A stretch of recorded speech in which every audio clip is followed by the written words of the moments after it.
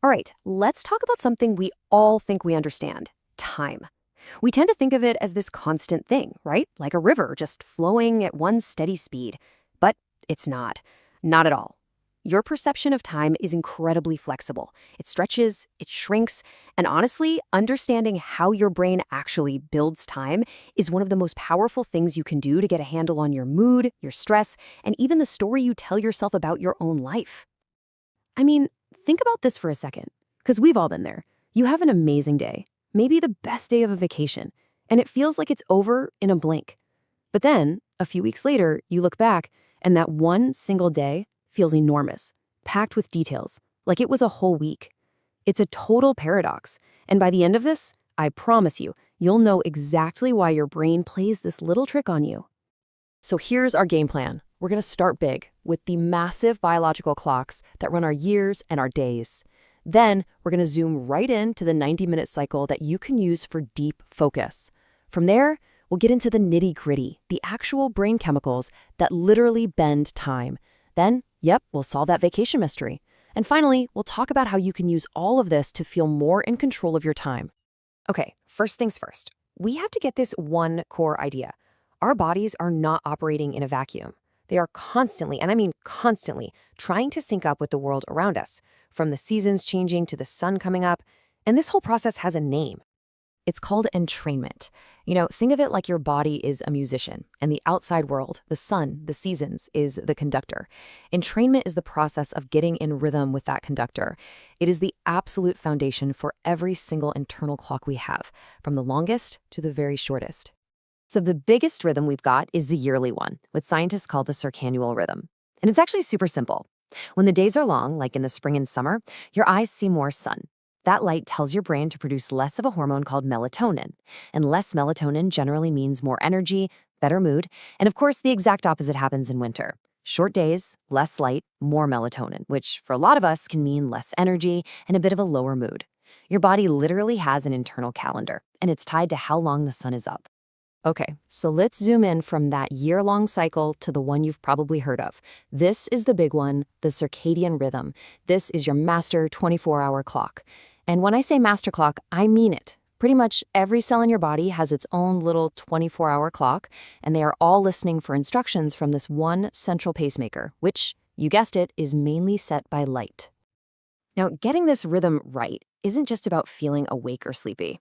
A wonky circadian rhythm is tied to all sorts of major health issues. But here's the real kicker for what we're talking about today.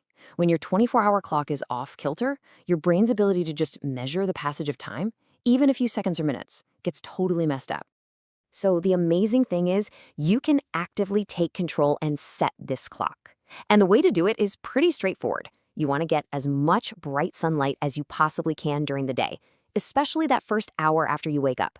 Then, at night, you do the complete opposite. You avoid bright lights. It's that contrast between bright days and dark nights that really anchors your internal clock. And hey, exercising at a regular time each day helps lock it in too. Okay, so we've done the 365-day clock and the 24-hour clock.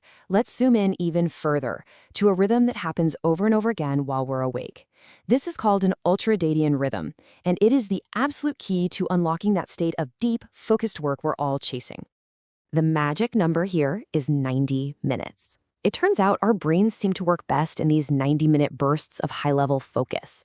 And this isn't just some productivity hack someone made up. It's a real biological thing. It's tied to the natural ebb and flow of chemicals like dopamine and acetylcholine that let you really dive deep into something, whether it's mental or physical work. And this is the part you really have to remember. You get to decide when you start one of these 90-minute focus blocks. You can sit down at 10 a.m. and say, okay, go time. But what you can't do is negotiate with biology. After about 90 minutes, your performance, your ability to focus, it's going to drop off a cliff. You can't just power through. The system needs a rest before it can fire up again. All right, now we're getting to the really cool stuff. How your brain decides from one moment to the next if a minute feels like a minute or if it feels like forever. It really just comes down to a couple of key chemicals that act like tiny little stopwatches inside your head. So check this out. It's a surprisingly simple relationship. When your brain is full of dopamine and norepinephrine, these are the chemicals of being alert, motivated, in pursuit, you actually overestimate how much time has passed. In studies, when people are in this state, they'll hit a button and say, a minute's out, when it's only been like 38 seconds. Time feels like it's absolutely flying. But on the flip side, when serotonin is in charge, the chemical of calm and well-being, you underestimate time. A minute feels way, way longer than it actually is. And to see this in its most extreme form, think about what people say happens during a car crash or some other traumatic event. That massive, sudden flood of dopamine and norepinephrine causes the brain to overclock. It's like your internal camera suddenly ramps up from filming at 30 frames per second to 1,000 frames per second. The result? You perceive everything in super slow motion, taking in every last detail. So now we can finally put all the pieces of the puzzle together. We can solve that vacation paradox that we talked about at the very beginning. It all comes down to this really fascinating difference between how we experience time and how we remember it. Okay, so you're on that amazing vacation day. Everything is new, it's exciting, it's engaging, so your brain is just pumping out dopamine. And as we just learned, when that happens, your internal stopwatch is ticking away like crazy, super fast. You're perceiving so many frames every second that the whole experience feels like it's over in a flash. But here's the twist. Because your brain was overclocking, because it was recording that day at such a high frame rate, the memory file it created is absolutely enormous.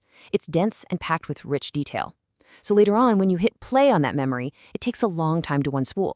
The experience felt short, but the memory feels long. It's a complete inverse relationship. Pretty cool, right? So let's bring this all home. Let's make it practical. Knowing all this stuff about how your brain builds time isn't just a neat party trick. It actually gives you a powerful way to structure your day and to feel more in control. And the key to all of it is habits. See, when you create consistent routines at regular times, you're doing more than just being productive. You're actually using your brain's own chemical system to your advantage. Things like a specific morning routine, a walk at lunch, a ritual before you start work. These create predictable little hits of dopamine. They become time anchors, carving your day up into clear, distinct chunks. They create what you could call functional units of time. And that gives your whole day a feeling of structure, of meaning, and of control. So the crucial takeaway is this. Your experience of time is not something that just happens to you. It's something your brain is actively building every single moment, using these huge yearly cycles, these daily rhythms, and these tiny chemical stopwatches. So the real question, the one you can take with you is, now that you know how it's built, how are you going to build your time?